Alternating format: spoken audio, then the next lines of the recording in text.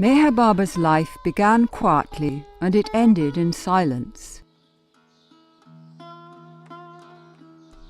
He was born Marwan Shahryar Irani in 1894 in the Indian town of Pune. His parents were Zoroastrian. His mother's family had come to India from Iran to escape religious persecution. His father, however, was a seeker of the truth and had come from Iran to India in search of God. Marwan attended British schools in Pune. He was an outstanding student and an excellent athlete. At the age of 19, while he was attending Deccan College, he met Hazrat Babajan, an aged Muslim woman from Afghanistan who lived in the open under a roadside neem tree. Babajan was regarded as a great spiritual figure by many of the residents of Pune. In fact, as Meher Baba later explained, Babajan was a God-realized soul and one of the 5 perfect masters of the age. It was Babajan who, with a kiss to his forehead, awakened Marwan to his spiritual destiny. Meher Baba's description of this event naturally leads into the world of mysticism, as he reveals for the first time what happens when the avatar is brought down to live in human form. He tells us that at all times there are 5 souls who are totally one with God. In the mystical traditions of the East, these 5 are known as perfect masters. They are man become God. Normally, they bear the responsibility for running the affairs of the universe. However, once every 700 or every 1400 years, they bring God down into human form. This descent of God is necessary because, while the perfect masters maintain control of the world, it's only the avatar who can change the world's destiny and bring about a new spiritual awakening. To effect this descent, the 5 perfect masters draw a veil of normal consciousness over the avatar and carefully arrange the circumstances of his birth. For a while, he appears as an ordinary person. And then, when the time is ripe, one of the perfect masters lifts this veil, and the avatar experiences his true existence as God.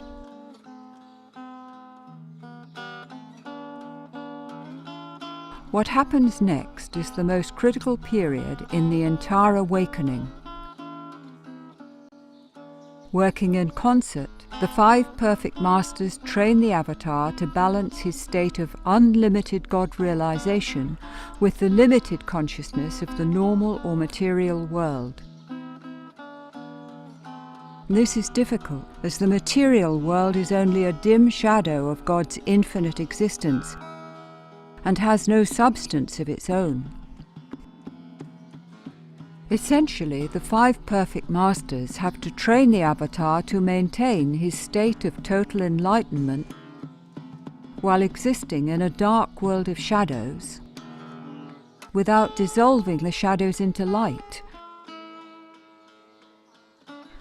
It is very difficult for the avatar to achieve this delicate balance, but it is essential, for it affords him the ability to effect changes in the structure and the destiny of the world. This he achieves through all that he does, as his every act is grounded in the limitless existence of God.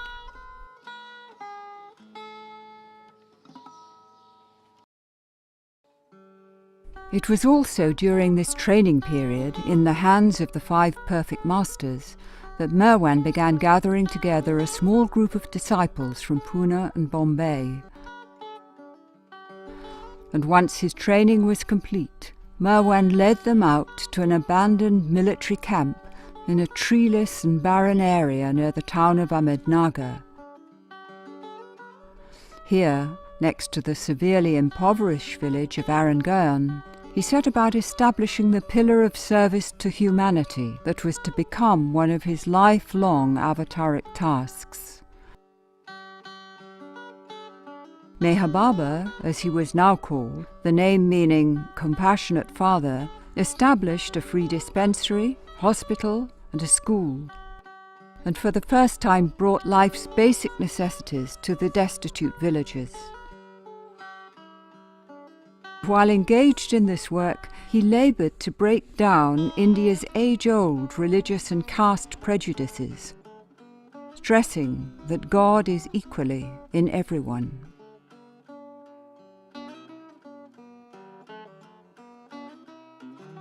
It was against this desolate but peacefully remote, arid landscape that Meherabad began describing to his small group of followers the goal of life, the purpose of creation, and the avatar's role.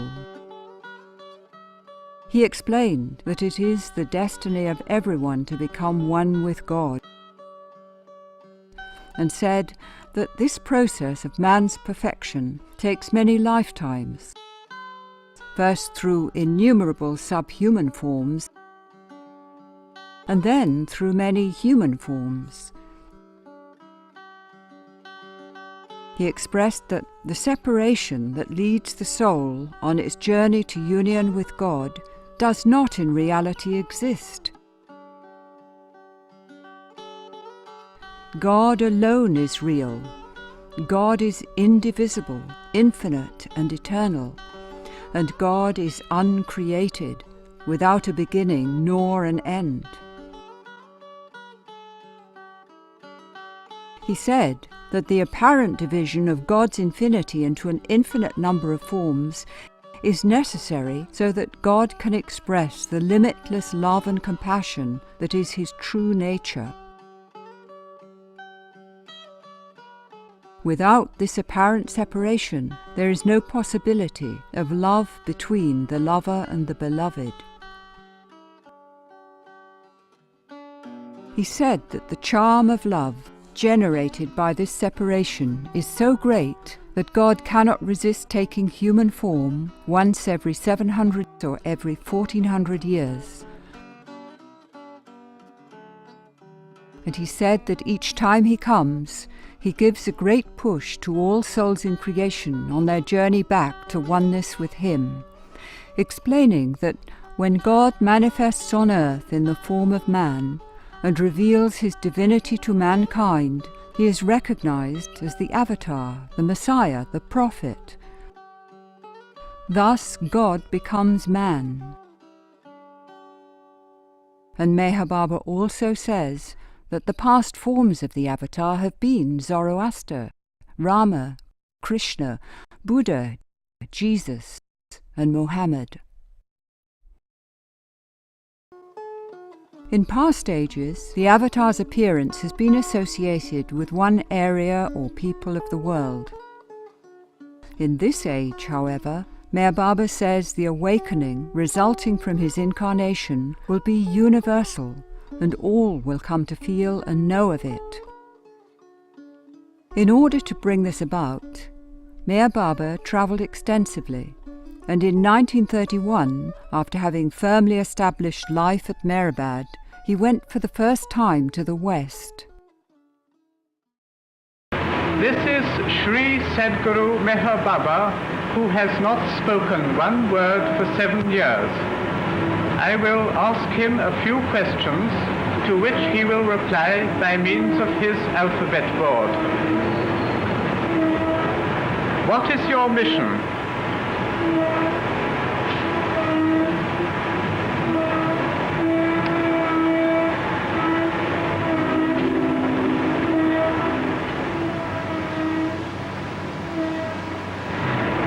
To help people to realize the truth in every phase of life, and to make brotherhood a practical fact. Why have you especially come to America?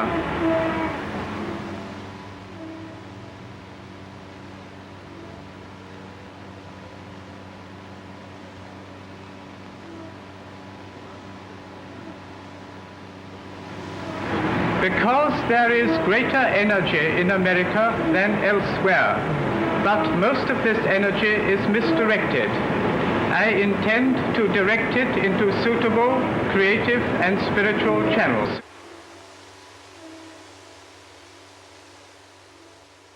Prem Meherabad has come from India with a message to the West. He does not convey this message by speaking, but by his mere presence. When he wishes to communicate with people, he uses this board and points to the letters on it.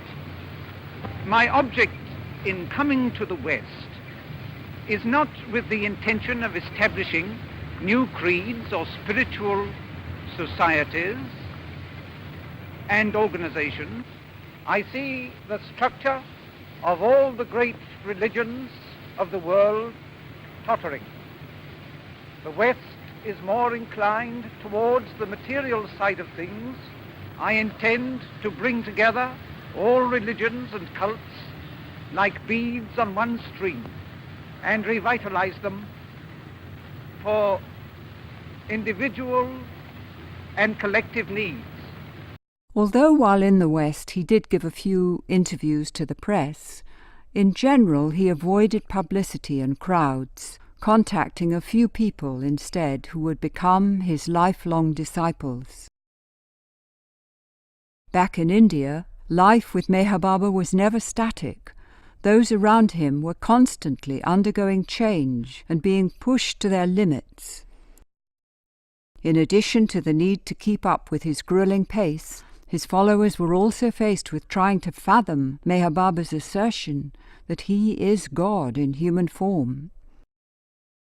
Meherabad's sister, Mani, explains. Yes, I'm Baba's only sister. And ever since I remembering anything, I knew Baba was God, and he was my brother.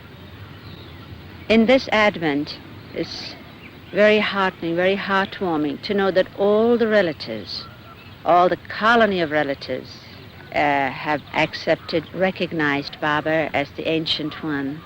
But my father was the one who really knew from the first.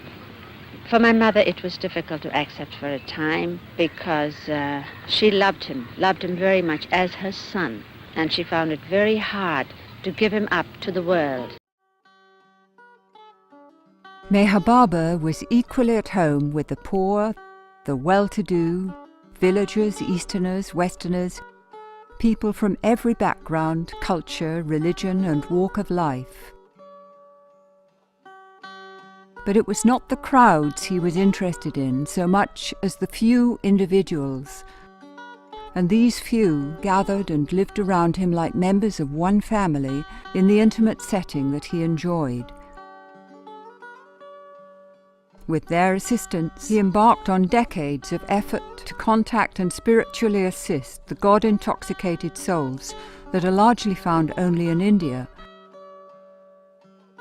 Souls who have become so intoxicated with love for God that they are rendered oblivious to worldly surroundings, lost as they are in the inner realms of their spiritual journey. Travelling by train, car, bullock cart or on foot, Meherabad contacted more than 20,000 of these souls in all parts of the subcontinent.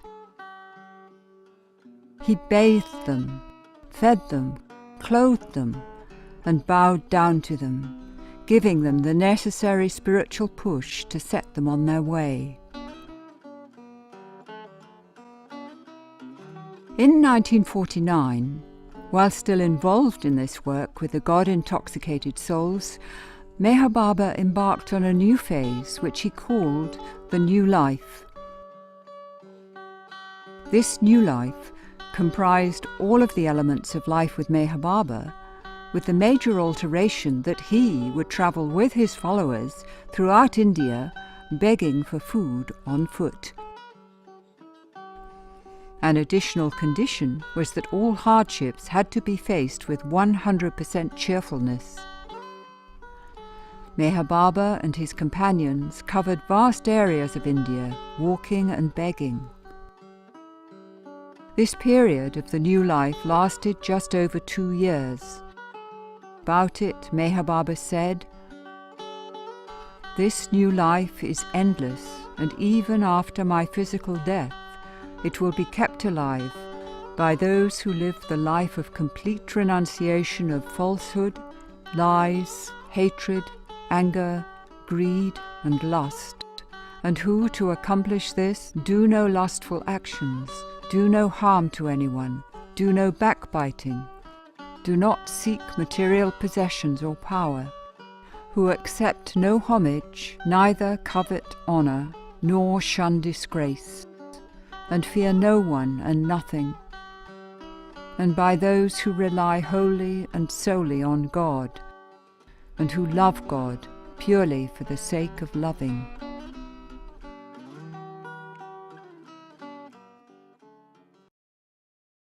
Although many of his explanations are grounded in the ancient traditions of the East, there's not much of what one might expect in terms of traditional religion or spiritual practices around Meherabad.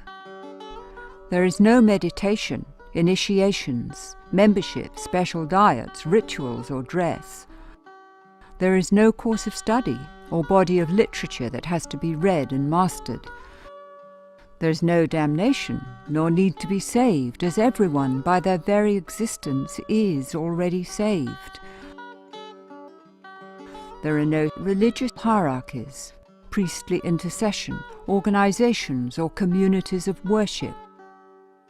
Meherabad makes it clear that no one has an exclusive right or inside track to the truth, as we are all equally one with it. He says he hasn't come to establish anything new, but to knock off the rust of dogma that religious ceremonies and rituals have encrusted around the kernel of the truth. He always stressed that the only thing God values is love. God does not listen to the language of the tongue, Meherabad says. God does not listen to the language of the mind. God only listens to the language of the heart, which is love.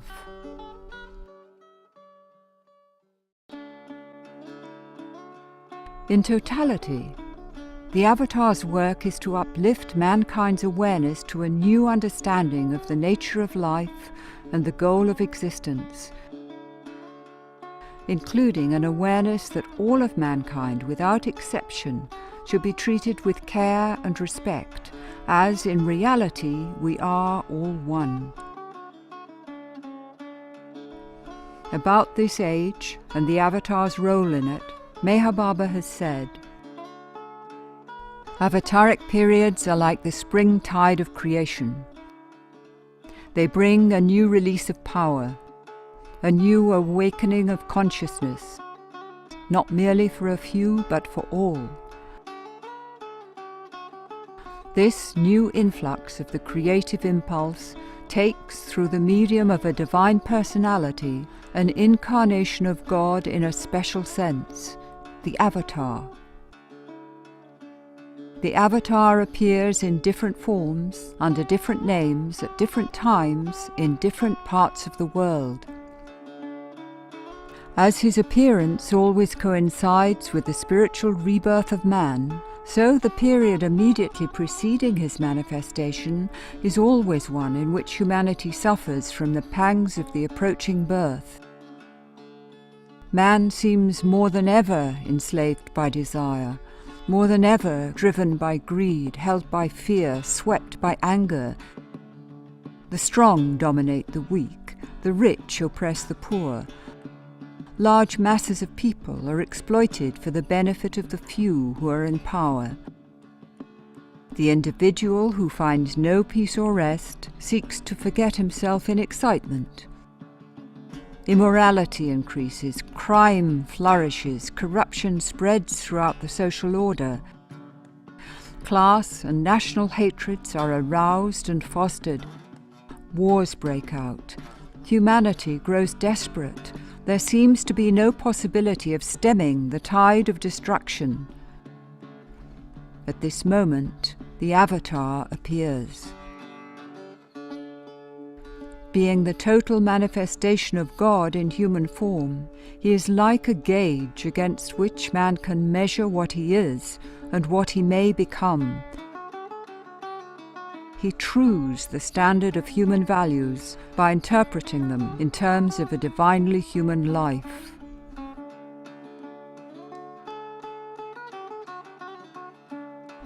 Of all of Meherabad's acts of service and sacrifice, none was so great as his 44 years of unbroken silence. Begun on the 10th of July 1925, Meherabad initially said that his silence would be for a short period of time. At first he communicated by means of an alphabet board, and then through a unique system of hand gestures. What is most remarkable about his silence is that it often required great patience and effort for Meherabad to make himself understood. Nevertheless, throughout all of the trying and difficult situations he had to face to carry on a wide range of work in many different cultures, he remained totally silent. About his silence, Meherabad has said, "I have come not to teach but to awaken. Understand therefore that I lay down no precepts. Throughout eternity I have laid down principles and precepts, but mankind has ignored them. Man's inability to live God's words makes the Avatar's teaching a mockery. Instead of practicing the compassion he taught, man has waged crusades in his name. Instead of living the humility, purity, and truth of his words, man has given way to hatred, greed, and violence. Because man has been deaf to the principles and precepts laid down by God in the past, in this present avataric form, I observe silence. You have asked for and been given enough words. It is now time to live them. To get nearer and nearer to God, you have to get further and further away from I, my, me, and mine. You have not to renounce anything but your own self. It is as simple as that, though found to be almost impossible. It is possible for you to renounce your limited self by my grace. I have come to release that grace. I repeat, I lay down no precepts. When I release the tide of truth which I have come to give, men's daily lives will be the living precept. The words I have not spoken will come to life in them.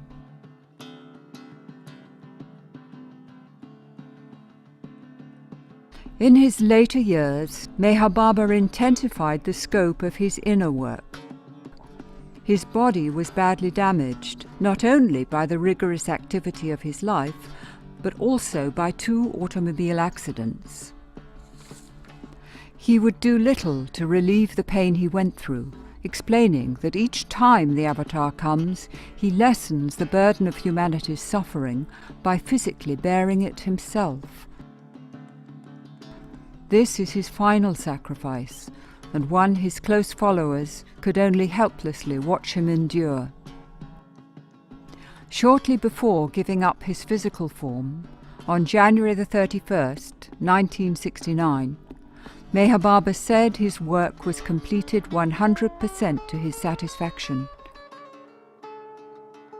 He stressed, however, that its effects would manifest gradually, as the process of radically transforming human nature by cleansing man's heart of selfishness and establishing a self-giving love in its place would be a very gradual one. His repeated assurance, however, is that humanity is on the verge of a golden age of universal brotherhood, enlightened spiritual understanding, and unsurpassed progress in all areas of human endeavor. Meherabad says, I bring the greatest treasure which it is possible for man to receive. a treasure which includes all other treasures, which will endure forever, which increases when shared with others. Be ready to receive it.